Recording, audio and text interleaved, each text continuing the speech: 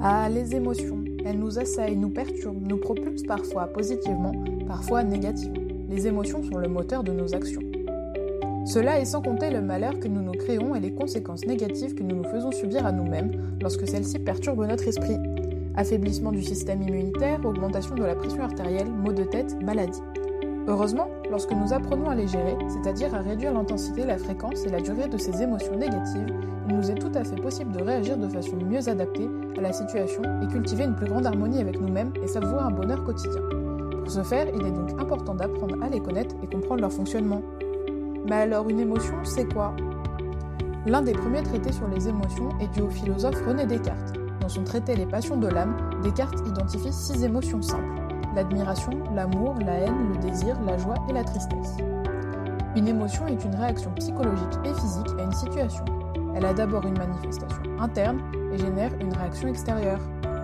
L'atelier mis en place par Céline et Laetitia permet donc aux enfants de mieux appréhender leurs émotions, mais aussi d'optimiser leur qualité d'apprentissage. Et oui, notre cerveau fonctionne de façon optimale quand nous ressentons des émotions agréables. L'immaturité du cerveau chez un enfant le rend vulnérable à ces émotions qui le submergent et peuvent donner lieu à des comportements impulsifs qu'il est essentiel pour lui d'exprimer. Il pourrait ainsi se libérer de tensions physiques, comme le stress par exemple. Le stress est un ressenti, mais c'est surtout un phénomène biologique qui se traduit par la production de cortisol, une hormone sécrétée par les glandes surrénales. Et quand cette production est fréquente ou continue, elle attaque les neurones de l'hippocampe, une région cérébrale essentielle pour l'apprentissage, la mémorisation et la régulation émotionnelle. Les effets positifs de cet atelier, les émotions, se retrouvent directement au cœur du comportement de l'enfant. Une attitude bienveillante envers les émotions de celui-ci renforce ses capacités d'analyse, de raisonnement moral et empathique.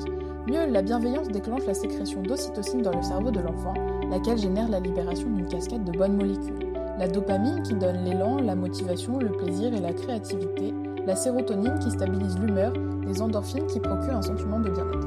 La bienveillance est un véritable catalyseur d'épanouissement. Céline et Laetitia ont d'ailleurs remarqué que depuis la mise en place de l'atelier, la classe était devenue plus agréable et les enfants étaient plus disposés à travailler. Comprendre ses émotions, c'est donc complexe, mais comme il est souvent dit, exprimer ses émotions, c'est comme enlever les nuages noirs devant le soleil pour laisser pousser les fleurs.